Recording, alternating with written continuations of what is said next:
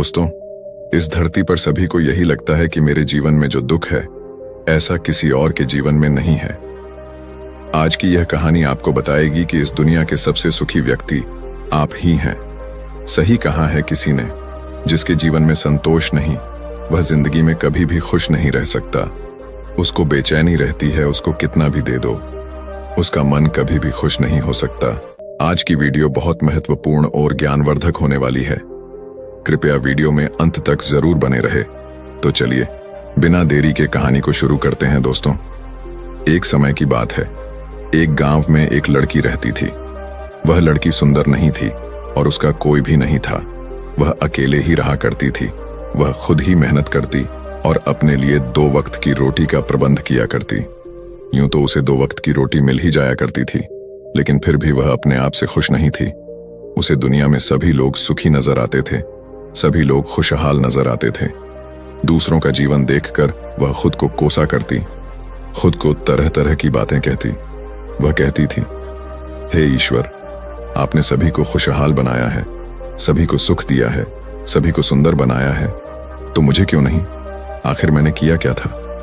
आखिर मेरी गलती क्या थी? मैं जानती हूं आप मुझसे कोई बदला ले रहे हैं। इसी प्रकार एक दिन वह अपने आप से नाराज होकर, निराश होकर एक पेड़ के नीचे बैठी हुई थी और रो रही थी। तभी वहां से एक बौद्ध भिक्षु गुजर रहे थे। उन्होंने जब उस लड़की को रोते हुए देखा तो वह उसके पास गए और उन्होंने उस लड़की से कहा, पुत्री, क्या बात है, तुम क्यों रो रही हो? इसका जवाब देते हुए वह लड़की उन बौद्ध भिक्षु से कहती है, हे गुरु, मुझे कोई प्यार नहीं करता, मुझे कोई पसंद नहीं करता, क्योंकि मैं काली हूं, मैं सुंदर नहीं हूं और मेरे रंग को लेकर लोग मेरा मजाक बनाते हैं। मेरा कोई नहीं, मेरे पास तो धन भी नहीं है। इस दुनिया में हर कोई सुखी है, हर किसी के पास सब कुछ है, हर कोई अपना जीवन खुशहाली से जी रहा है। सभी के पास सब कुछ है, तो मेरे पास क्यों नहीं? आखिर मैंने क्या किया था? आखिर इसमें मेरा क्या कसूर है? क्या मुझे सुखी होने का हक नहीं? क्या मुझे अपना जीवन खुशहाली से जीने का हक नहीं? उन बौद्ध भिक्षु ने उस लड़की की सारी बातें ध्यानपूर्वक सुनी और उसके बाद वह उस लड़की से कहते हैं, पुत्री, अगर तुम मुझे उस व्यक्ति से मिलवा दो जो अपने जीवन में सुखी हो, तो मैं तुम्हें एक ऐसी चीज दूंगा जिससे तुम सुंदर और सुखी दोनों बन जाओगी। उन बौद्ध भिक्षु के मुख से यह सुनकर वह लड़की बहुत प्रसन्न हुई और तुरंत ही उन बौद्ध भिक्षु से कहती हैं, क्या सचमुच ऐसा हो सकता है? इस पर वह बौद्ध भिक्षु उस लड़की से कहते हैं, हाँ, यह अवश्य ही हो सकता है। तभी वह लड़की उन बौद्ध भिक्षु से कहती है, हे गुरुवर, यदि यह सचमुच संभव है तो मैं एक ऐसे आदमी को जानती हूं जो बहुत सुखी है। मैं उसे अभी लेकर आती हूं, आप मेरा यहीं पर इंतजार करना। इस पर वह बौद्ध भिक्षु उस लड़की से कहते हैं, जब तक तुम वापस नहीं लौटोगी मैं तुम्हारा यहीं पर इंतजार करूंगा। इतना कहकर वह लड़की वहां से भागी अपने मालिक के पास पहुंची, जो कि एक किसान था। उसने किसान से कहा, मालिक, आप मेरे साथ चलिए, मुझे एक बौद्ध भिक्षु मिले हैं जिन्हें मैं आपसे मिलवाना चाहती हूं। उन्होंने कहा है कि अगर मैं एक किसी सुखी व्यक्ति को उनके पास ले जाऊंगी तो वह मुझे सुंदर और सुखी दोनों बना देंगे। उस लड़की की आवाज सुनकर वह किसान दुखी होकर उस लड़की से कहता है, मैं तुम्हें कहां से सुखी लगता हूं? इस पर वह लड़की उस किसान से कहती है, मालिक, आपके पास तो सब कुछ है, आपके पास तो घर है, अच्छा खाने के लिए है, रहने के लिए अच्छा मकान है, आपका अपना परिवार है, और तो और आपके पास धन भी है, तो आप दुखी कैसे हो सकते हो? इस पर वह किसान जवाब देते हुए कहता है, अरे मूर्ख, मेरी फसल अच्छी नहीं हो रही, इसलिए उसके दाम भी अच्छे नहीं मिल रहे और राजा को लगान भी देनी है। मेरे पास तो अब इतने पैसे भी नहीं हैं कि मैं फिर से अच्छे किस्म के बीज खरीद सकूं, और इस बार बरसात में मेरी सारी की सारी फसल भी खराब हो गई थी। अब तो मेरे हालात और अधिक खराब हो चुके हैं और ऐसे हालातों में मैं सुखी कैसे रह सकता हूं? जाओ किसी और को ढूंढ लो जो सचमुच में सुखी हो। इस पर वह लड़की अपने मालिक से कहती है, मालिक, तो आप ही बताइए, आपके हिसाब से कौन सबसे ज्यादा सुखी है जिसे मैं अपने साथ ले जा सकूं? इस पर वह किसान कुछ देर विचार कर उस लड़की से कहता है, मुझे लगता है कि व्यापारी बहुत सुखी हैं। उन्हें ना तो फसल उगाने की चिंता है और ना ही फसलों की देखरेख करने की। उन्हें तो बस फसल खरीदनी होती है और वह उसे कहीं से भी खरीद सकते हैं। और तो और वे अन्य चीजों का भी व्यापार करते हैं जिनका मौसम से कोई लेना देना नहीं होता, और वे लोग हमसे कहीं ज्यादा अधिक धन भी कमाते हैं। लोग उनका आदर सम्मान भी करते हैं। मुझे तो लगता है कि वही सबसे सुखी है। तुम उन्हीं के पास जाओ। वह लड़की अपने मालिक की बात सुनकर वहां से भागी एक व्यापारी के पास जा पहुंची और उस व्यापारी से कहती है, मालिक, आप मेरे साथ चलिए। मुझे एक भिक्षु मिले हैं जिन्हें मैं आपसे मिलवा चाहती हूं। उन्होंने कहा है कि किसी ऐसे सुखी व्यक्ति को ले आओ जो सचमुच सुखी हो, और उसके बाद वह मुझे एक ऐसी चीज देंगे जिससे मैं सुंदर और सुखी दोनों हो जाऊंगी। उस लड़की की बात सुनकर वह व्यापारी दुख भरे शब्दों में उस लड़की से कहता है, अरे हमारे जीवन में कहां सुख है? चारों ओर से तो हमें दुख ने ही घेर रखा है। चोर लुटेरे हमें सबका ध्यान रखना पड़ता है। व्यापार में अभी बहुत घाटा भी चल रहा है, और तो और राजा हमसे अतिरिक्त कर्ज भी वसूल रहे हैं, जिससे व्यापार करने में बहुत दिक्कत आने लगी है। हमें सुरक्षा भी नहीं मिल पा रही। जीवन पर हमेशा कोई ना कोई संकट मंडराता ही रहता है। मुझे तो ऐसा लगता है कि मुझसे दुखी इस दुनिया में और कोई नहीं। इस पर वह लड़की उस व्यापारी से कहती है, परंतु मालिक, आपके पास तो इतना धन है, आपके पास इतनी जमीन जायदाद है, आपके पास इतना अन्न है, रहने के लिए इतना बड़ा मकान और खाने पीने के लिए हर प्रकार की सुविधाएं हैं, इसके बाद भी आप दुखी हैं। यह बहुत अजीब सी बात है। मुझे तो लगता था कि आप बहुत सुखी होंगे। खैर कोई बात नहीं, कृपया करके मुझे कोई ऐसा व्यक्ति बताइए जो आपके हिसाब से बहुत सुखी हो, जिसे मैं उन बौद्ध भिक्षु के पास ले जा सकूं। इस पर वह व्यापारी कुछ देर सोच विचार कर उस लड़की से कहता है, मुझे लगता है कि राज्य के अधिकारी बहुत सुखी हैं। वह सीधा राजा से संबंध रखते हैं, उनके पास अधिकार है और वह धनवान भी है। वह चोर लुटेरे और डकैत से भी नहीं डरते, और वही लोग हमसे धन भी वसूलते हैं, और हमें उनके सामने उनके आदर में झुकना ही पड़ता है, और सभी लोग उनका बहुत मान सम्मान भी करते हैं। मुझे नहीं लगता कि उनके जीवन में कोई भी दुख होगा, और मुझे लगता है कि वही सबसे सुखी है। काश मैं भी राजा का एक अधिकारी होता तो मैं भी अपना जीवन आराम से बिता रहा होता। इस पर वह लड़की उस व्यापारी से कहती है, मालिक, क्या आप किसी अधिकारी को जानते हैं? क्या आप मुझे उनसे मिलवा सकते हैं? मैं उन्हें अपने साथ ले जाऊंगी। अगर वह सबसे सुखी हुए तो इसके बाद मुझे वह बौद्ध भिक्षु कुछ ऐसी चीज मुझे देंगे जिससे मैं भी सुंदर और सुखी हो जाऊंगी। बताइए ना, आप मुझे किसी अधिकारी से मिलवा सकते हैं? मैं आपकी बहुत आभारी रहूंगी। व्यापारी को उस लड़की पर दया आ गई। उसने उस लड़की को एक अधिकारी से मिलवा ही दिया जिसे वह व्यापारी जानता था। लड़की ने अधिकारी से मिलने के बाद उस अधिकारी से कहा, मालिक, आप मेरे साथ चलिए। मुझे एक भिक्षु मिले हैं जिन्हें मैं आपसे मिलवाना चाहती हूं। उन्होंने मुझसे कहा है कि अगर मैं एक सुखी व्यक्ति को उनसे मिलवा दूंगी तो वह मुझे एक ऐसी चीज देंगे जिससे मैं सुंदर और सुखी दोनों हो जाऊंगी। इस पर वह अधिकारी उस लड़की से कहता है, तुम्हें किसने कह दिया कि मैं सुखी हूं? अरे मेरे जैसा दुखी व्यक्ति तो इस दुनिया में और कोई नहीं होगा। तुम्हें नहीं पता, लेकिन हम पर कितना दबाव होता है, हमारे ऊपर कितनी जिम्मेदारियां होती हैं। हमें हर एक आदेश को पूरा करना होता है, और वह आदेश भी इतनी आसानी से पूरे नहीं होते। उनके लिए हमें कितनी मुश्किलें उठानी पड़ती हैं, कितनी दिक्कतों का सामना करना पड़ता है। राजा कुछ भी आदेश पारित कर देते हैं और उसे हमें लागू करना पड़ता है। जनता का गुस्सा और तरह तरह की मुश्किलें, सभी परिणाम हमें ही झेलने पड़ते हैं। और तुम्हें लगता है कि मैं सुखी हूं, ऐसा कुछ भी नहीं है। अगर वह भिक्षु तुम्हें सुखी कर दे तो तुम उसे मुझे भी मिलवा। मैं भी तो सुखी होना चाहता हूं, मुझे भी अपना जीवन खुशहाली से बिताना है। भला अधिकारी बनकर मुझे क्या मिला? रोज रोज की तरह की तनाव। इस पर वह लड़की आश्चर्य से उस अधिकारी से कहती है, मालिक, जहां तक मैं सोचती थी कि आप सबसे सुखी हैं, लेकिन आप भी सुखी नहीं लग रहे। परंतु आपको क्या लगता है, इस दुनिया में कोई ऐसा व्यक्ति है जो सबसे सुखी होगा? क्या आप मुझे बता सकते हैं? मैं आपकी बहुत बहुत आभारी रहूंगी। उस लड़की की सारी बातें सुनने के बाद उस अधिकारी को उस लड़की पर दया आ गई। उस अधिकारी ने उस लड़की से कहा, देखो, मुझे तो ऐसा लगता है कि इस पूरे राज्य में केवल एकमात्र व्यक्ति ही सुखी है, और वह है इस राज्य का राजा। मुझे तो केवल वही सुखी लगते हैं, उन्हें किसी की सुननी नहीं पड़ती। वह नियम बनाते हैं, आदेश देते हैं, सुरक्षा से घिरे रहते हैं और सब उनके सामने झुकते भी हैं। न उन्हें धन की कमी है और न जमीन जायदाद की। सारी धरती को उन्होंने जीत लिया है। वह सबके मालिक हैं और सबसे उच्च वही है जो एकमात्र सुखी व्यक्ति है। काश मैं भी किसी राजा के घर पर जन्मा होता तो आज मैं भी बहुत सुखी होता। उस अधिकारी की यह सारी बातें सुनकर वह लड़की उस अधिकारी से कहती है, मालिक, आपसे एक विनती है, क्या आप मुझे एक बार राजा से मिलवा सकते हैं? कृपया कीजिए, आपका बहुत एहसान होगा। बस एक बार मुझे राजा से मिलना है, मैं उनसे कुछ पूछना चाहती हूँ। लड़की का चेहरा देखकर अधिकारी को लड़की पर दया आ गई। उसने कहा, चलो ठीक है, मैं अभी राज दरबार ही जा रहा हूँ। एक काम करो, तुम भी मेरे साथ ही चलो और वहां पर राजा से पूछना है, वह पूछ लेना। इतना कहकर वह अधिकारी उस लड़की को राज दरबार ले गया।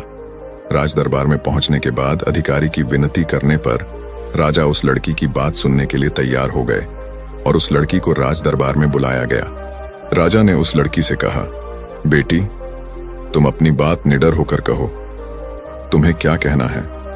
तुम मुझसे क्या पूछने आई हो?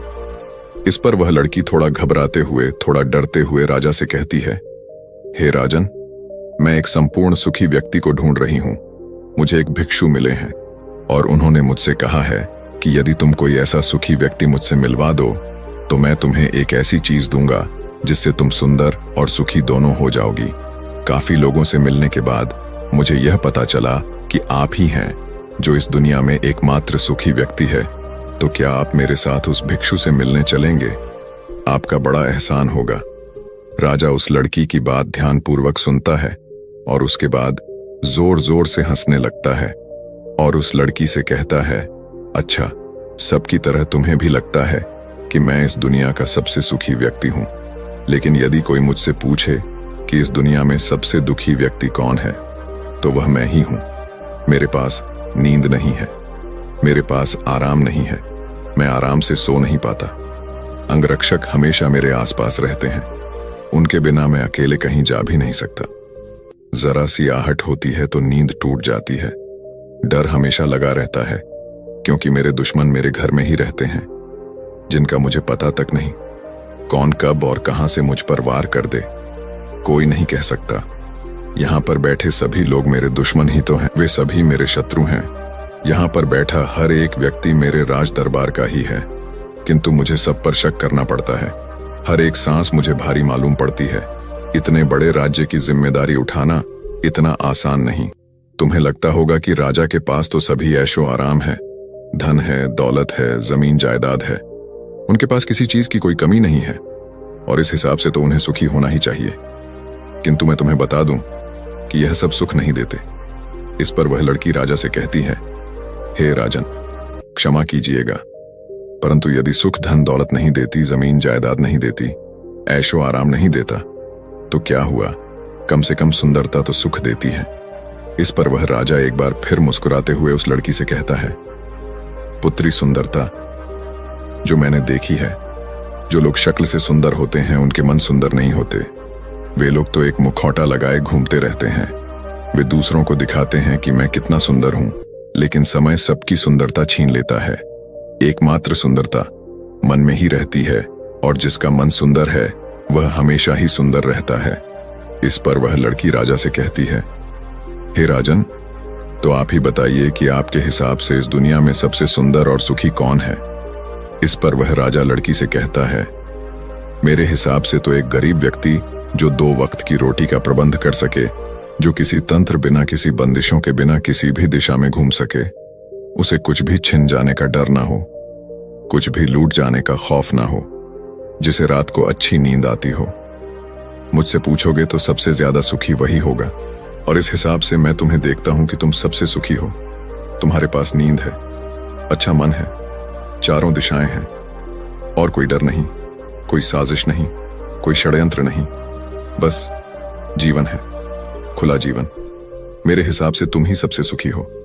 राजा की यह सारी बातें सुनकर एक पल के लिए वह लड़की सोच में पड़ गई और तभी उसे इस बात का एहसास भी हो गया, वाकई में वह एकमात्र सुखी है, वही सुंदर है और अब वह जो थी जैसी भी थी, उसे खुद के होने पर गर्व होने लगा। पूरे दिन यहां वहां भटकते हुए आखिरकार थक हार कर संपूर्ण सुख लिए वह चेहरे पर मुस्कान लाई। प्रकृति से बातें करते हुए वह उन बौद्ध भिक्षु के पास वापस लौटी और उसने उन बौद्ध भिक्षु से कहा, हे गुरुवर, मैं यहां से गई थी तो मुझे लग रहा था कि मैं ही सबसे दुखी हूं और मैं ही सबसे बदसूरत हूं। लेकिन यहां से जाने के बाद जैसे जैसे मैं लोगों से मिलती गई, मुझे यह एहसास होने लगा कि इस दुनिया में सबसे सुखी व्यक्ति तो मैं ही हूं। हाँ, यह बात और है, मैं किसी सुखी व्यक्ति को आपके पास ला ना सकी, क्योंकि मुझे लगता था कि मुझे छोड़कर सब सुखी हैं। लेकिन बात तो कुछ उल्टी ही हो गई। यहां तो मुझे छोड़कर सभी दुखी हैं। सभी को किसी ना किसी चीज का डर है, कुछ ना कुछ खो जाने का डर है, कुछ ना पाने का डर, खुलकर ना जी पाने का डर। इस हिसाब से तो मेरे पास सब कुछ है। मैं खुशी से झूम सकती हूँ, गा सकती हूँ, जहां मन करे वहां जा सकती हूँ, और 2 वक्त की रोटी का इंतजाम करने के लिए मेरे पास यह हाथ और पैर भी है। मुझे किसी चीज का कोई गम नहीं। मेरे पास ऐसा कुछ नहीं जिसके खोने का डर मुझे सताए। इस पर वह बौद्ध भिक्षु उस लड़की से कहते हैं, पुत्री, आखिरकार तुम्हें वह सुंदरता और सुख मिल ही गया। अब से तुम सुंदर और सुखी हो। यह कहकर वह बौद्ध भिक्षु वापस अपने आश्रम लौट गए, और वह लड़की भी अब जान चुकी थी कि वही सबसे सुंदर और सुखी है। अब उसे किसी बात का कोई गम नहीं था। वह कभी अपने आप पर अफसोस नहीं करती थी, बल्कि वह अपने आप में हमेशा खुश रहती थी, हमेशा मस्त रहती थी। दोस्तों, हमें भी ऐसा ही लगता है कि हमारे पास कुछ नहीं और सामने वाले के पास सब कुछ है। वह कितना सुखी है, उसके पास हर चीज है, हर ऐशो आराम है, हर सुविधाएं हैं। किंतु ऐसा है नहीं। यह केवल आपके देखने का नजरिया है। असली सुख तो आपके पास ही है, और वह है संतुष्टि। यदि आप अपने आप से संतुष्ट हैं, आपके पास जो कुछ भी है उसमें यदि आप खुश हैं, तो आपको कोई भी गम डरा नहीं सकता, आपको कोई भी दुख परेशान नहीं कर सकता। किंतु हमारी सबसे बड़ी तकलीफ यही है कि हम खुद को नहीं बल्कि दूसरों को ज्यादा देखते हैं। दूसरों से हम ज्यादा प्रेरित होते हैं, और उनकी खुशी देखकर हमारे भीतर ईर्ष्या का भाव उत्पन्न होने लगता है। हमें तकलीफ होती है कि उनके पास इतना सुख कैसे है और हम इतने दुखी क्यों हैं। हम केवल उनकी तरफ ही नजर गड़ाए हुए हैं। हमने तो अपने पास देखा ही नहीं, हमारे पास क्या है। हम उस पर कभी ध्यान नहीं देते, बल्कि हम तो हमेशा इस पर ध्यान देते हैं कि हमारे पास क्या नहीं है। और यही नजरिया आपको दुख और तकलीफ की ओर ले जाता है। आप चाहकर भी सुखी नहीं रह पाते, क्योंकि आपने अपना नजरिया क्या नहीं है उस पर गड़ा रखा है। वहीं पर यदि आप इस तरह से सोचे कि मेरे पास बहुत कुछ है, रहने के लिए अच्छा घर है, खाने के लिए अच्छा खाना है, पहनने के लिए अच्छे कपड़े हैं, कम से कम 2 वक्त की रोटी का आपके लिए इंतजाम भी हो जाता है, लेकिन बहुतों के पास तो यह भी नहीं होता, तो क्या आप सुखी नहीं हैं? क्या आपके पास वह सब नहीं है जो उनके पास नहीं? जरा एक पल के लिए सोच कर देखिएगा। तो दोस्तों, आपने आज के इस वीडियो से क्या सीखा, वह मुझे आप कमेंट में बता सकते हैं। उम्मीद है कि आपको आज की वीडियो पसंद आई होगी। तो इस वीडियो को उस इंसान को शेयर करें जिसे इस कहानी को सुनने की जरूरत है, और उसी के ठीक बाद हमारे चैनल को सब्सक्राइब करें। तो चलिए फिर मिलते हैं ऐसी एक और नई वीडियो में एक नई सीख के साथ। तब तक के लिए अपना ख्याल रखें। धन्यवाद। सुख दुख केवल कुछ ही समय के लिए आते हैं और चले जाते हैं, इसलिए इन सुख दुखों को भुलाकर हमेशा परमानंद में स्थित कैसे रहना है, यही हम आज एक प्रसिद्ध भिक्षु की कहानी के माध्यम से जानेंगे। तो चलिए कहानी की शुरुआत करते हैं। दोस्तों, वैसे तो भगवान ने हम में से हर किसी को वो सब कुछ दिया है जो हमें मिलना चाहिए था, लेकिन हम में से कुछ लोग उसकी कदर करते हैं और कुछ लोग उसकी कद्र कभी नहीं कर पाते, और कुछ तो ऐसे भी होते हैं कि उनके पास जो कुछ भी है वो उसका बखान करते थकते नहीं, यानी कि अपने मुंह से ही अपनी बढ़ाई करते कभी नहीं थकते। तो अगर आप भी उन्हीं में से एक है, या फिर आपके मित्रों में से कोई एक ऐसा व्यक्ति है, तो दोस्तों आज की यह कहानी आपके लिए बहुत ही ज्यादा मजेदार होने वाली है। हालांकि थोड़ी सी लंबी जरूर होगी, लेकिन यकीनन आपको आपके सभी सवालों के जवाब जरूर मिलेंगे। बहुत समय पहले की बात है, एक राजा जिसके पास इतनी धन दौलत थी कि अगर वो हर रोज दान किया करता या फिर उसे बांटा करता तो भी उसकी दौलत कभी खत्म नहीं होती। एक बार उस राजा ने अपने जन्मदिन पर एक बहुत ही बड़ा महोत्सव रखा और सभी लोगों को उसमें आमंत्रित किया। राज्य के सभी लोग वहां पर आए हुए थे। जो लोग जो कुछ भी मांग रहे थे वो उन्हें दिया जा रहा था। लोग राजा की जय जयकार रहे थे। राजा की प्रशंसा हो रही थी। राज्य के सभी लोग कह रहे थे कि ऐसा राजा ना तो आज तक हुआ है और ना ही कभी होगा। यह सब सुन राजा भी मन ही मन बहुत खुश हो रहा था। वह फूले नहीं समा रहा था। तभी राजा ने अपने राज्य में आए हुए सभी लोगों से कहना शुरू कर दिया कि मेरे पास इतनी जमीन है कि मैं भी नहीं जानता और उसे कोई भी नाप नहीं सकता। मेरे पास एक ऐसा अभूतपूर्व है जिसमें कोई भी शत्रु कभी नहीं घुस सकता। मेरे पास इतनी धन और दौलत है कि अगर मैं उसे रोज लुटाना भी चाहूं तो वह कभी खत्म नहीं होगी और मेरे बल के आगे कोई भी शत्रु अपने घुटने टेक देता है। राजा अपने बखान में लगा हुआ था। वह अपनी बढ़ाई कर ही रहा था कि तभी उस भीड़ में से एक फकीर साधु बाहर आया। उस साधु ने राजा से कहा, है राजन, तुम्हारे पास कुछ भी नहीं है, फिर तुम भला इतनी अपनी बढ़ाई क्यों कर रहे हो? मुझे तो लग रहा था कि मैं ही गरीब हूं, लेकिन तुम तो मुझसे भी ज्यादा गरीब निकले। इतने लोगों के सामने जब फकीर ने राजा से यह सब कहा तो राजा को क्रोध आ गया। राजा ने तुरंत ही उस फकीर को कारागार में डाल दिया। अगले दिन उस फकीर साधु को राज्यसभा में बुलाया गया और उस फकीर से राजा ने कहा, अब कहो तुम क्या कहना चाहते हो? इस पर वह फकीर साधु कहते हैं कि मुझे लगता था कि तुम्हारे पास धन दौलत ही नहीं है, लेकिन अब मुझे यह भी यकीन हो गया है कि तुम्हारे पास रत्ती भर दिमाग भी नहीं है। इस पर वह राजा और भी ज्यादा क्रोधित हो गया और उसने उस फकीर से कहा कि तुम हमारा अपमान कर रहे हो। हम चाहें तो तुम्हें अभी के अभी तुम्हें हम मृत्यु दंड दे सकते हैं। इस पर वह फकीर मुस्कुराने लगे और राजन से कहा, है राजन, किसी को कुछ देने के लिए हमारे पास भी कुछ होना चाहिए, लेकिन तुम्हारे पास तो कुछ भी नहीं है, तो फिर तुम भला मुझे क्या दे सकते हो? फकीर की इस बात पर राजा को और भी ज्यादा क्रोध आ गया।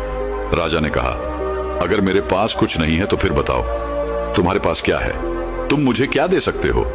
इस पर वह फकीर मुस्कुराने लगा और कहा, है राजन, मेरे पास जो कुछ भी है वह तुम्हें दिखाई नहीं देगा, और जो तुम्हें दिखाई दे रहा है ऐसा मेरे पास कुछ नहीं है।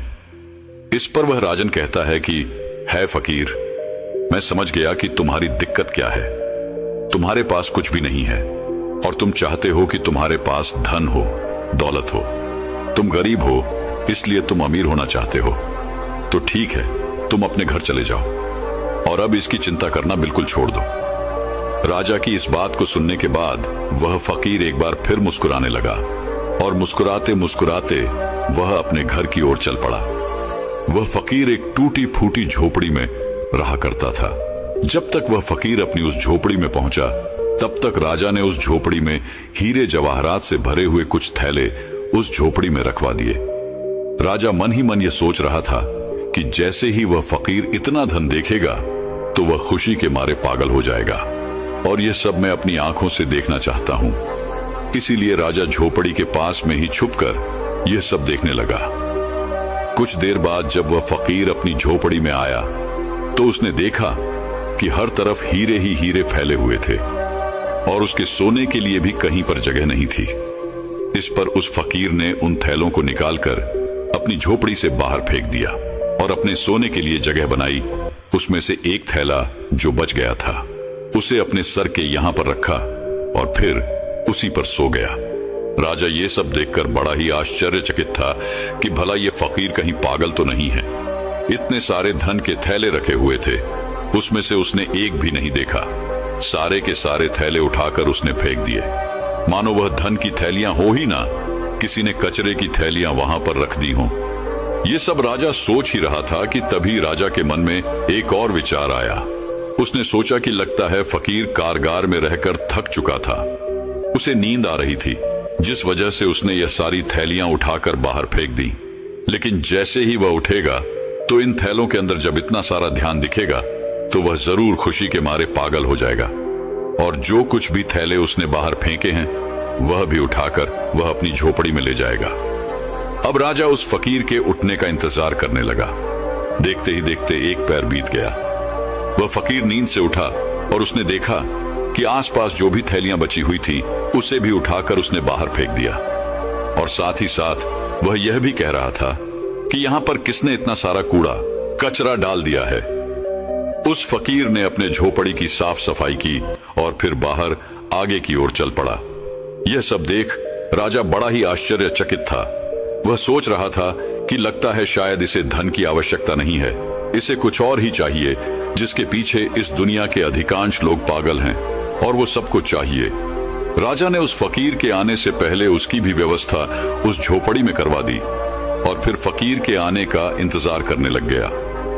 कुछ समय बाद जब वह फकीर वापस आया, अपनी कुटिया में अंदर की ओर प्रवेश किया तो उसने देखा कि कुछ लड़कियां फकीर का इंतजार कर रही थी, जो बिल्कुल जवान थीं, जिनके अंदर यौवन कूट कूट कर भरा हुआ था। वे सभी अपनी अदाओं से उस फकीर को लुभाने की कोशिश करने लगी। तभी फकीर ने उन सब की तरफ ध्यान से देखा और कहा, बेटियों, तुम सब यहाँ पर आए हो तो खाना खाकर जाना, मैं सभी के लिए खाना बनाता हूँ। उन फकीर ने सभी के लिए भोजन बनाया और सभी को भोजन भी खिलाया। वहां पर उपस्थित जितनी भी लड़कियां थीं, अब उनके पास कहने के लिए कुछ नहीं रहा था। तभी उन फकीर ने कहा कि हमारा मन साफ होना चाहिए, तन से कुछ नहीं होता, और हमारा मन तब साफ होगा जब हमारा मन स्थिर होगा। मन की चंचलता हमें लूट लेती है, हम भटकते हैं और सिर्फ भटकते ही रह जाते हैं। लेकिन अगर मन शांत होगा, स्थिर होगा, तो हम उन ऊंचाइयों को पा सकते हैं जिसकी आपने कभी कल्पना भी नहीं की है। सभी लड़कियों ने एक एक करके उन फकीर का आशीर्वाद लिया और वहां से चल पड़ी, मानो वो सभी लड़कियां अपने पिता से मिलकर घर वापस जा रही हों। राजा ये सब देख रहा था और उसे ये सब देखकर बड़ा ही आश्चर्य हुआ।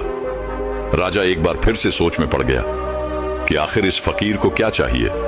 इसने धन नहीं लिया, इसने उन स्त्रियों को भी खाना खिलाकर भेज दिया। तो फिर ऐसी कौन सी चीज है जो इस फकीर को खुश कर सकती है, जो इस फकीर को चाहिए।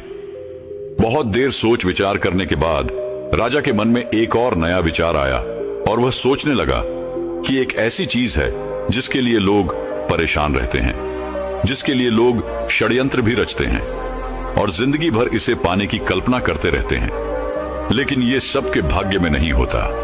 यह सब सोच विचार करने के बाद राजा फकीर की झोपड़ी में चला गया। फकीर ने जैसे ही राजा को देखा, उसने राजा से कहा, है राजन, आइए, आपका स्वागत है। इस पर राजा ने कहा कि मैं आज आपको एक उपहार भेंट करने आया हूं, और यह उपहार ऐसी चीज है जो सबके भाग्य में नहीं होती। ये कुछ ही लोगों को मिल पाता है। इसके लिए लोग लड़ते भी हैं, मरते भी हैं और षड्यंत्र भी करते हैं, और फिर भी यह उनके नसीब में नहीं होता। राजा ने अपना मुकुट निकाला और उस फकीर के सर पर रख दिया और कहा कि आज से आप इस राज्य के राजा हैं। इस पर वह फकीर मुस्कुराने लगा और कहा, है राजन, आप खुद इतने कंगाल हैं कि आपके पास ले दे करके बस यही तो एक चीज बची हुई है। अगर आप वो भी मुझे दे देंगे तो भला आपके पास क्या बचेगा। इस पर वह राजा और भी क्रोधित हो उठा। उसके अहंकार को ठेस लग गई।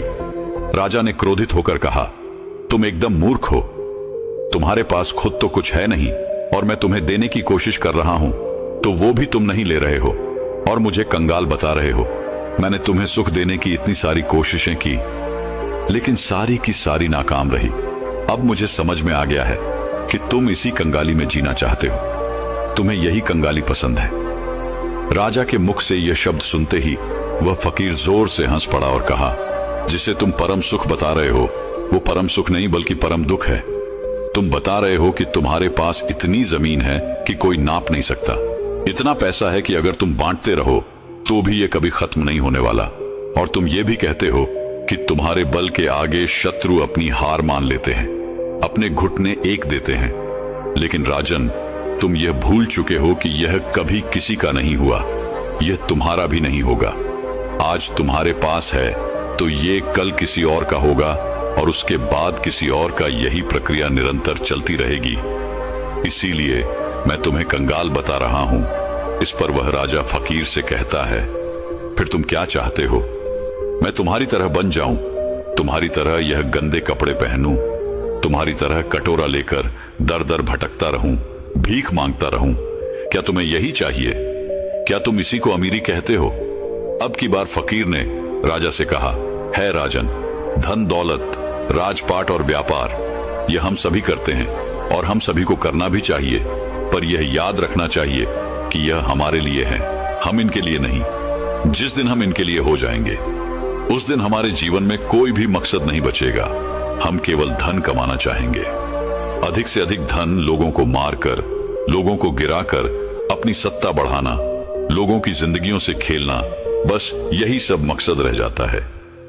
और जब ऐसा होता है तो सब कुछ गड़बड़ हो जाता है, कुछ भी सही नहीं रहता, क्योंकि जो कुछ भी तुम बटोर रहे हो ये तुम भूल चुके हो कि एक दिन ऐसा आएगा जब ये सब कुछ तुम्हें छोड़ना होगा और यह सब कुछ यही रह जाएगा। और उस दिन तुम्हें यह एहसास भी होगा कि जो कुछ भी तुमने कमाया था वो तुम्हारे किसी काम का नहीं, और फिर तुम अपने आप को गरीब ही महसूस करोगे। इस दुनिया में हर एक चीज हम मनुष्यों के उपयोग के लिए बनाई गई थी, लेकिन जैसे जैसे हम उन चीजों का उपयोग करने लग जाते हैं हमारे मन में एक भ्रम सा पैदा हो जाता है कि ये सारी चीजें हमारी हैं, और हम इसके मालिक बनने की कोशिश करने लग जाते हैं, और हमें ऐसा लगने लगता है कि हमारे पास ही सब कुछ है, और हम अपने बड़े बड़े बखान भी करते हैं। और ऐसे भ्रम पालना अच्छी बात नहीं, जैसे कि तुम्हें हो गया है राजन। फकीर की इन बातों को सुनने के बाद राजा उन फकीर से कहता है कि ऐसी बातें तो कोई दरिद्र फकीर ही कह सकता है, क्योंकि उसके पास तो कुछ भी नहीं है। वो गरीब है और गरीबी में ही जिएगा और गरीबी में ही अपनी अंतिम सांसें लेगा। राजा की इस बात को सुनते ही वह फकीर एक बार फिर से जोर से हंस पड़ा और कहा, है राजन, तुम्हारे पिताजी इस समय मृत्युशैया पर लेटे हुए हैं, जाओ और उनसे पूछो कि उन्होंने अब तक क्या कमाया है। उस फकीर की बात को सुनने के बाद वो राजा तुरंत ही अपने महल लौट गया और अपने पिता के पास गया। वहां उसने देखा कि उनके पिता की तबीयत काफी ज्यादा खराब हो चुकी थी। राजा ने अपने पिता से पूछा, पिताश्री, मैं आपसे यह जानना चाहता हूं कि आपने आज तक क्या कमाया है, आपने आज तक क्या क्या इकट्ठा किया है। इतना बड़ा राज्य है, इतनी धन, इतनी दौलत है, इतना यश है, और मेरे जैसा एक पुत्र भी है। क्या आपने यह सब कमाया है? अपने बेटे की बात को सुनने के बाद राजा के पिता ने कहा, बेटा, जब तक मेरे हाथ पैर सही सलामत थे, काम कर रहे थे, तब तक मुझे भी ऐसा ही लगता था। लेकिन आज जब मैं इस हालत में हूं और मुझे यह भी पता है कि बहुत ही जल्द मैं मृत्यु को प्राप्त हो जाऊंगा, तब मुझे ऐसा लग रहा है कि जैसे आज तक मैंने कुछ भी नहीं किया। मैं अपने आप को बिल्कुल खाली महसूस कर रहा हूं। जो कुछ भी मेरे पास है उसमें लालच है, षड्यंत्र है, क्रूरता, बेईमानी, धोखेबाजी। वास्तविकता में यही सब लिप्त मैंने कमाया है। यही है जो कुछ मैंने अपने पूरे जीवन में कमाया है और इसी को इकट्ठा किया है। इसके अलावा और मेरे पास कुछ भी नहीं है, और ना ही इसके अलावा मेरे साथ कुछ और जाने वाला है। आज मुझे खुद पर हंसी आ रही है। इस महल में मेरे साथ कितने ही ऐसे लोग थे जिन्हें मैं अपना कहता था, जिनसे मेरा लगाव था, लेकिन आज वह मेरे साथ नहीं है। यहां तक कि तुम भी मेरे साथ नहीं हो। इतना बड़ा मूर्ख और कौन हो सकता है? पिता के मुख से यह सारी बातें सुनकर राजा के मन को बड़ी ही ठेस लगी। उसे बड़ी तकलीफ हुई। वह तुरंत ही उन फकीर के पास वापस लौटा और उन फकीर से कहने लगा कि जो तुम कहते थे वो बिल्कुल सही है। तुम कह रहे थे कि मैं कंगाल हूं, मैं गरीब हूं और मेरे पास देने के लिए कुछ भी नहीं है। तुम बिल्कुल सही कह रहे हो, लेकिन मैं अमीर बनना चाहता हूं और मैं अपनी अमीरी लोगों में बांटना चाहता हूं। तो यह मैं कैसे कर सकता हूं ताकि मैं अपने अंतिम समय पर यह ना कह पाऊं कि मेरे पास कुछ भी नहीं है। राजा की इन बातों को सुनने के बाद फकीर ने राजा से कहा कि तुम्हारे पास जो कुछ भी है, धन, दौलत, वैभव, इन सभी को सही ढंग से उपयोग करो और तुम अमीर हो जाओगे।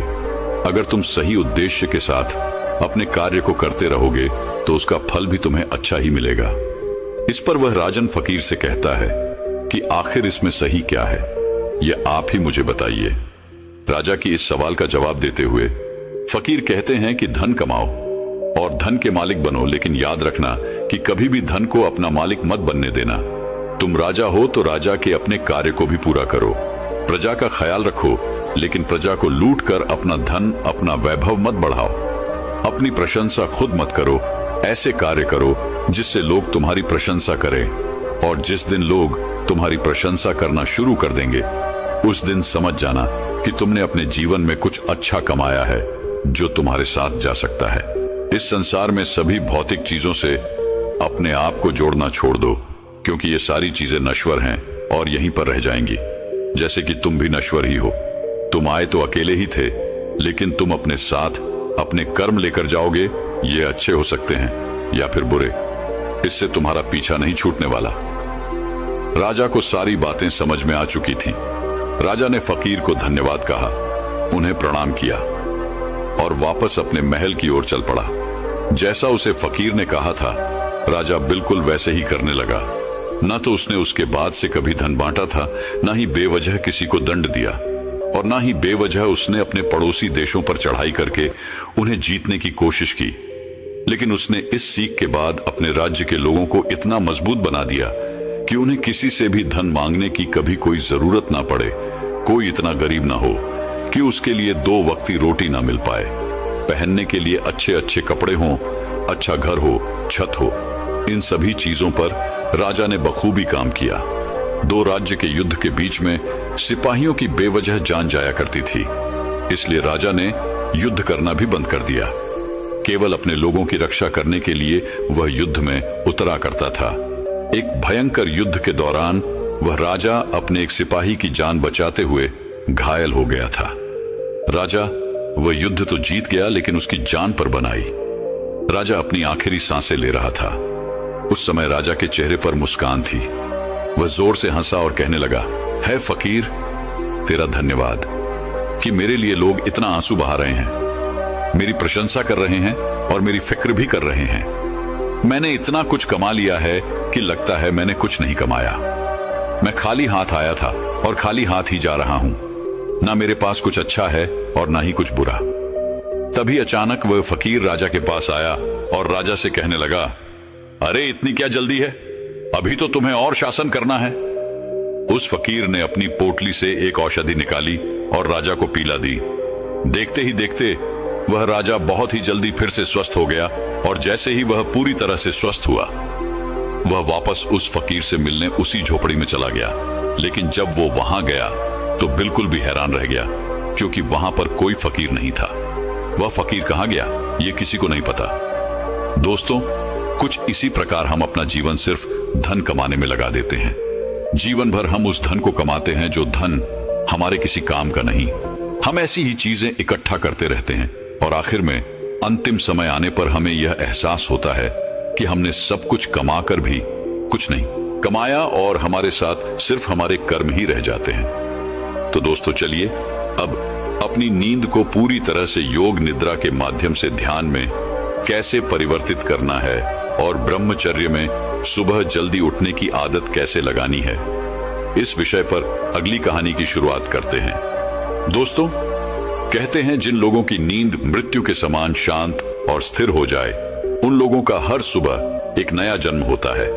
इसका अर्थ यह हुआ कि जिस प्रकार ऋतु के समय हमारी सांसें एकदम से थम सी जाती है, उसी प्रकार नींद में अगर हमारी सांसें इतनी धीमी रफ्तार से चलेंगी जिसका किसी को पता ना चले कि हम सांसें ले रहे हैं या नहीं, तो यह समझ जाइएगा कि आप योग निद्रा में हैं। योग निद्रा का अर्थ यह हुआ कि आपकी नींद ही आपके लिए ध्यान बन चुकी है, और यदि एक बार आप योग निद्रा में पहुंच गए तो आपको ब्रह्म मुहूर्त में जागृत होने का प्रयास कभी नहीं करना पड़ेगा, क्योंकि एक साधारण व्यक्ति की नींद 8 घंटों की होती है, और वहीं पर जो व्यक्ति योग निद्रा में होता है उसकी नींद केवल 4 से 5 घंटों की ही होती है। इसी कारण यदि आप योग निद्रा में होंगे तो आपका अपना शरीर ब्रह्म मुहूर्त में बिस्तर छोड़ देगा। यदि आप भी अपनी नींद को योग निद्रा की नींद बनाना चाहते हैं, अपने आप को ब्रह्म मुहूर्त में उठाना चाहते हैं, तो इसके लिए आपको एक बात समझनी बहुत जरूरी है, और वह यह है कि अपने शरीर के साथ जबरदस्ती हमें नहीं करनी चाहिए। अगर आप जबरदस्ती करके किसी तरह से तरह तरह के उपकरणों का इस्तेमाल करके यदि आप ब्रह्म मुहूर्त में उठ भी जाते हैं तो आपकी नींद पूरी नहीं होगी। आपका शरीर थका हुआ होगा और आपका ध्यान भी पूरी तरह नहीं लग पाएगा। इसलिए यदि आप किसी तरह से ब्रह्म मुहूर्त में जबरदस्ती उठ भी जाते हैं तो आप ब्रह्म मुहूर्त की उस समय का, उस ऊर्जा का भरपूर उपयोग नहीं कर पाएंगे। और वहीं पर यदि आपकी आंखें खुद ब खुद ब्रह्म मुहूर्त के समय पर खुल जाती हैं। तो आप सुबह के ध्यान में गहरे उतर सकते हैं, ब्रह्म मुहूर्त की उस ऊर्जा का भरपूर उपयोग कर सकते हैं। लेकिन वहीं पर यदि हम जबरदस्ती करके किसी तरह से ब्रह्म मुहूर्त में उठ भी जाते हैं, तो इसका अर्थ यह है कि हमने अपने शरीर को तनाव दिया है, जबरदस्ती हमने उसे उठाया है, जिस कारण हमारा पूरा दिन तनाव में ही बीतेगा। हम दिन भर थका हुआ महसूस करेंगे, हारा हुआ महसूस करेंगे और हमारा मन भी किसी कार्य में नहीं लग पाएगा। यदि आप वास्तव में ब्रह्म मुहूर्त में उठना चाहते हैं, तो इसकी तैयारी आपको पिछली रात को ही करनी होगी। जैसे कि मान लीजिए आप रोज रात को 8 बजे तक खाना खा लेते हैं, तो उसके बाद 9 बजे तक आप सोने की तैयारी कर लीजिए। आपको यह समय निश्चित रखना होगा। नियमित तौर पर आपको हर रोज 9 बजे ही सोना होगा। 9 बजे आपको अपने बिस्तर पर पहुंच जाना है, शांत होकर स्थिर होकर सो जाना है। और एक बात और याद है, जब आप इस अवस्था में होंगे तब आपके मन में किसी प्रकार के कोई विचार नहीं होने चाहिए, जैसे कि आज मैंने यह काम नहीं किया, आज मैंने वह काम नहीं किया। यदि मैंने इस कार्य को आज कर लिया होता तो कल मेरे ऊपर इतना दबाव ना होता। आपके दिन भर के सारे काम दिन भर में छूट जाने चाहिए। यदि आप व्यापार करते हैं तो आपके व्यापार के सारे काम वहीं रह जाने चाहिए। इस स्थिति के दौरान आपके मन में ऐसे कोई विचार नहीं होने चाहिए जिससे आप और आपकी नींद पर प्रभाव पड़े। फिर चाहे वह कार्य आपके लिए कितना भी जरूरी क्यों ना हो, फिर चाहे वह विचार ही आपके लिए कितना भी जरूरी क्यों ना हो, क्योंकि एक अच्छी नींद देना अति आवश्यक होता है, जिससे हमारा शरीर ऊर्जावान बना रहता है, ताकतवर बना रहता है। गहरी नींद के मुकाबले और कोई काम जरूरी नहीं होता, क्योंकि अत्यधिक धनी से धनी लोग भी धन तो बड़ी सरलता से कमा लेते हैं, लेकिन वह उसे अपने लिए रातों की नींद नहीं खरीद सकते। और यदि मान लीजिए आपने 9 बजे का समय तय कर लिया है, क्या आपको ठीक इसी समय पर सोना है, तो इसके लिए आपको करीबन 2 घंटे पहले से ही इसकी तैयारी शुरू कर देनी चाहिए।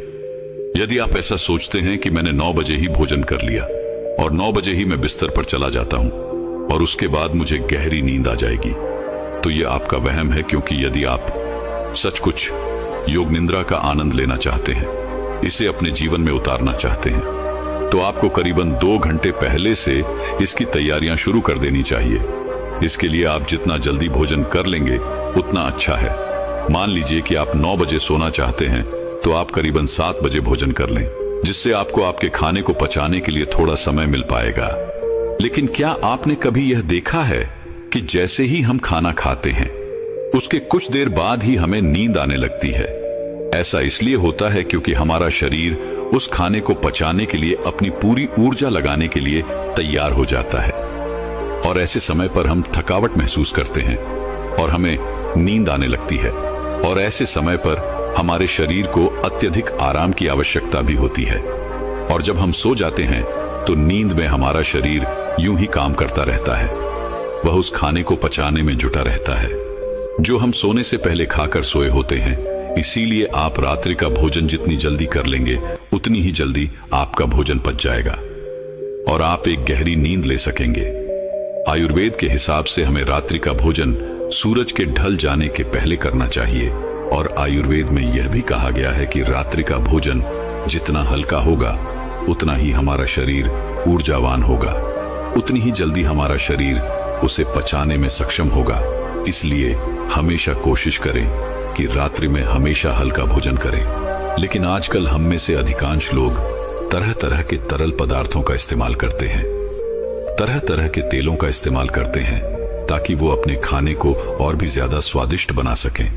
लेकिन इससे हमारे खाने को पकाने में और भी ज्यादा समय लगता है, और जिस भोजन को पकाने में जितना ज्यादा समय लगता है, वह भोजन उतना ही ज्यादा पचने में भी समय लेता है।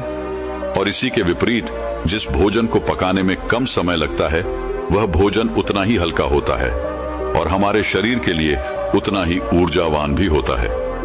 हमारा शरीर इस भोजन को बड़ी आसानी से पचा लेता है और हमारे शरीर को भरपूर ऊर्जा जल्द से जल्द प्रदान कर पाता है। अगर हम कुछ उदाहरण लें तो आपने देखा होगा, आटे की रोटी बनाने में हमें थोड़ा समय लगता है, और जब हम इसका सेवन करते हैं तो इसे हमारा शरीर पचाने में भी भरपूर ऊर्जा का इस्तेमाल करता है। वहीं पर यदि चावल की बात की जाए तो इसे पकाने में कम समय लगता है और ये बहुत हल्का भी होता है और इसे पचाने में हमारे शरीर को मेहनत भी बहुत कम करनी पड़ती है, जिससे हमारे शरीर की ऊर्जा बहुत कम खपत होती है। इसी प्रकार खिचड़ी, चावल, उबली हुई सब्जियां, ये सब हल्के खाने में आते हैं और वहीं पर रोटी, घी, तेल इत्यादि ये सारे भारी खाने में आते हैं, जिन्हें पचाने में हमारे शरीर को अत्यधिक ऊर्जा लगानी पड़ती है और हमारे शरीर को इसे पचाने में अत्यधिक समय भी लग जाता है। और आप लोगों ने यह भी देखा होगा कि जब हम में से अधिकांश लोग भारी भोजन करते हैं तो उन्हें नींद बहुत देर तक आती है, अर्थात वो बहुत देर तक सोते रह जाते हैं, क्योंकि इसे पचाने में अत्यधिक समय लगता है, अत्यधिक ऊर्जा नष्ट होती है। इस कारण हमारा शरीर थक जाता है और उसे आराम की भी अत्यधिक आवश्यकता होती है और इसी कारणवश हमारे शरीर में तरह तरह की बीमारियां भी उत्पन्न होने लगती हैं। लेकिन आजकल हम लोगों को यही नहीं पता होता कि हमें किस तरह का भोजन करना चाहिए। आप में से अधिकांश लोग रोज सुबह सुबह या शाम के वक्त व्यायाम करने जाते होंगे, अच्छा शरीर बनाने के लिए, अच्छा और सुडौल दिखने के लिए, जिससे आपका शरीर बलवान हो, ऊर्जावान दिखे। लेकिन इसके लिए आप भारी भोजन भी करते हैं। इससे आपका शरीर ऊर्जावान और सुडौल तो दिखता है, लेकिन शरीर की वह प्राकृतिक ऊर्जा, वह प्राकृतिक स्फूर्ति और प्राकृतिक ताजगी हमेशा के लिए नष्ट हो जाती है। इसलिए कहा जाता है कि शरीर का बलवान होने से ज्यादा मजेदार है मन का आनंदित होना। यह बात बिल्कुल सच है कि हर एक मनुष्य को व्यायाम करना चाहिए, जिससे उसका शरीर स्वस्थ और सुडौल बना रहता है, रोग मुक्त रहता है। लेकिन हमें उतना ही व्यायाम करना चाहिए जिससे कि हमारा शरीर थके ना और हमारे शरीर को कम से कम आहार की जरूरत पड़े, जिससे हमारा शरीर प्राकृतिक तौर पर ऊर्जावान बना रहता है। आपने खुद इस चीज का अनुभव किया होगा जब आप में से अधिकांश लोग व्यायाम करते होंगे और जब आप किसी दिन जरूरत से ज्यादा या फिर यूं कहें कि कुछ कठिन व्यायाम कर लेते हैं तो आपका शरीर अत्यधिक थक जाता है और आपके नींद की अवधि भी बढ़ जाती है। इसी कारणवश हमारे शरीर को ज्यादा आराम की जरूरत पड़ जाती है और हम इस पर ध्यान नहीं दे पाते। इसीलिए जब अगले दिन हम उठते हैं तो हमारा शरीर थका हुआ महसूस होता है, हमारे शरीर के अंदर हमें ऊर्जा कम महसूस होती है। लेकिन जो व्यक्ति समझदार हैं वो लोग यह जानते हैं कि हम चाहे शरीर के लिए कितना भी व्यायाम क्यों ना कर ले, इसे चाहे कितना भी बलवान क्यों ना बना ले, लेकिन एक ना एक दिन तो इसे मिट्टी में मिलना ही है।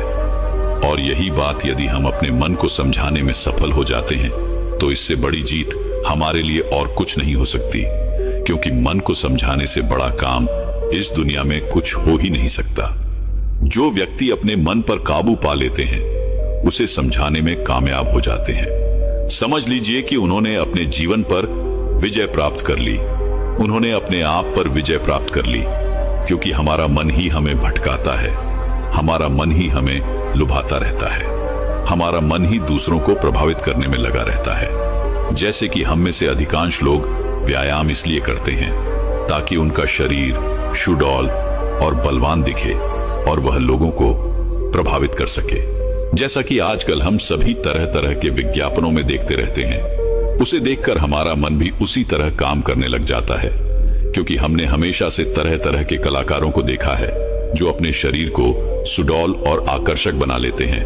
हमारा मन भी उसी पर काम करता है, हमारे मन को भी वही चाहिए, हमारे मन को भी लोगों को प्रभावित करना है, जिस कारण हम भी उसी राह पर चल पड़ते हैं। लेकिन हम कभी ये नहीं सोचते कि अगर हमारा समाज साधु संतों, ऋषि मुनियों की तरह मन को आकर्षण बनाने में ध्यान देते तो शायद हम व्यायाम से कहीं ज्यादा ध्यान को देते, उसे महत्वपूर्ण समझते। खैर, हम अपने विषय की तरफ आगे बढ़ते हैं। रात्रि को करीबन 7 बजे के आसपास आपको भोजन कर लेना है और यह भोजन हल्का होना चाहिए। उसके बाद आपको अपने शरीर को शांत और स्थिर बनाने की कोशिश करनी है, क्योंकि इस दौरान आपके पास कोई और काम नहीं होना चाहिए। 7 बजे के पहले पहले आपको आपके सारे काम निपटा लेने हैं, फिर चाहे वह दफ्तर क्यों या व्यापार के या फिर मन में कोई उथल पुथल, इन चीजों को पूरी तरह से बंद कर देना है। और 7 से 9 बजे के बीच का यह जो वक्त है, इसका हमें भरपूर उपयोग करना है। अपने मन को शांत करने के लिए, स्थिर करने के लिए, विचार मुक्त बनाने के लिए, और इसके लिए चाहें तो आप रात्रि के बाद स्नान भी कर सकते हैं। और स्नान करने के लिए आप चाहे तो हल्के गुनगुने पानी का भी इस्तेमाल कर सकते हैं। और स्नान करते वक्त आपके मन में तरह तरह के विचार उत्पन्न होंगे, और इस समय पर आपको केवल इन्हीं विचारों पर ध्यान देना है। जैसे कि आज जो भी थकान हुई है, मेरा शरीर जितना भी थका हुआ है, जो भी मैंने आज काम किया है, जो भी मैंने किसी से ईर्ष्या की है, नफरत की है, घृणा की है, वह सारी चिंताएं, वह सारी परेशानियां इस पानी के साथ धुल रही है, और मेरा मन एकदम खाली, शांत और निर्मल हो रहा है। यदि आप ऐसा भाव स्नान करते वक्त मन में रखते हैं तो आपका मन शांत होने लगेगा, और आप अपने आप को स्थिर करने में भी धीरे धीरे कामयाब हो ही जाएंगे। जब आप रोज रोज एक ही अभ्यास लगातार करते रहेंगे तो इसका परिणाम भी आपको उतना ही जल्दी मिलेगा। और स्नान करने के बाद कोशिश कीजिए कि आपका ध्यान किसी और पर ना जाए। एकदम शांत रहिए। जो भी आपने आज किया है, जो भी वस्तुएं आपने देखी हैं, सोची हैं, सुनी हैं, उन्हें वहीं पर छोड़ दीजिए, क्योंकि वह सारी चीजें आपको अगले दिन फिर वहीं पर मिल जाएंगी। और उसके बाद अपने कक्ष की ओर आगे बढ़े। अपने कक्ष में जो भी सुगंध आपको पसंद हो उसका इस्तेमाल करें। हो सकता है या कोई धूप बत्ती हो या फिर कोई परफ्यूम, आप इसका इस्तेमाल कर सकते हैं। उसके बाद अपने कमरे की रोशनी को धीमा कर दीजिए और मन को शांत करने के लिए, स्थिर करने के लिए कोई शांत संगीत लगाकर उसे ध्यानपूर्वक सुन सकते हैं। और उसके बाद आप बिस्तर पर लेट जाइए और किसी प्रकार के उपकरणों का इस्तेमाल ना करें। बस सोते वक्त अपने मन में अपने आप से कहिए कि मुझे ब्रह्म मुहूर्त में उठना है, और इसे आपको बड़े ही ध्यानपूर्वक कहना है। आपका पूरा ध्यान केवल इन्हीं शब्दों पर होना चाहिए। यदि आप सुबह 4 बजे उठना चाहते हैं तो आप कह सकते हैं कि मुझे कल सुबह 4 बजे उठना है। हे प्रभु, मेरी इसमें मदद कीजिएगा। मुझे अगली सुबह 4 बजे उठा दीजिएगा, क्योंकि आप ही इस सृष्टि के कर्ता धर्ता है। इसलिए मैं आपके भरोसे एक गहरी नींद लेने जा रहा हूं, और मुझे पूरी उम्मीद है कि आप मुझे कल सुबह 4 बजे अवश्य जगा देंगे। अपने मन में यह भाव बनाए रखें, और इसी भाव के साथ आप गहरी नींद में चले जाएं। आपको ऐसा पूरे 21 दिनों तक करना होगा। उसके बाद आप खुद ही एहसास कर पाएंगे कि जब आप नींद में थे तब भी आपको आपके आसपास क्या हो रहा है। इन सब का ज्ञान था। आप नींद में भी जगे हुए थे, और अब आपका जागरण पूर्ण हुआ, और अब आप योग निद्रा में प्रविष्ट हो चुके हैं। आप यह भी एहसास कर पाएंगे कि जिस नींद को पूरा होने में 8 से 10 घंटे लगा करते थे, और उसके बाद भी जब हम अगली सुबह उठते हैं तो हमारा शरीर थका हुआ और बीमार सा महसूस होता था, अब वही नींद केवल 4 से 5 घंटों के अंदर पूर्ण हो जा रही है। और आपके शरीर में भी एक अलग ऊर्जा है, अलग शक्ति है। आपका मन भी स्फूर्ति से भरा हुआ है, और आपका मन भी सभी कार्यों में बड़ी सरलता से और सहजता से लगने लगा है। और ऐसा इसलिए हो पाता है क्योंकि यह नींद आपकी वास्तविक नींद है। पहली जो नींद आप सो रहे थे, उसमें आपके मन में तरह तरह के विचार रहते थे, तरह तरह के आपको सपने दिखाई पड़ते थे। आपका मन, आपका मस्तिष्क पूरी रात्रि भर काम करता रहता था। आपका शरीर आपके भोजन को पचाने के लिए कार्य करता रहता था, जिससे आपकी ऊर्जा नष्ट होती रहती थी। इसी कारणवश जब आप उस नींद से उठते थे तब भी आपका शरीर उसी प्रकार थका हुआ, हारा हुआ और कमजोर दिखाई पड़ता था। लेकिन जब आप इस प्रक्रिया का इस्तेमाल करेंगे तो उसके बाद ना तो आपके मन में कोई विचार होंगे, ना ही आपका शरीर थका हुआ होगा, और ना ही आपके शरीर को किसी प्रकार के किसी क्रिया को करने की कोई आवश्यकता पड़ेगी।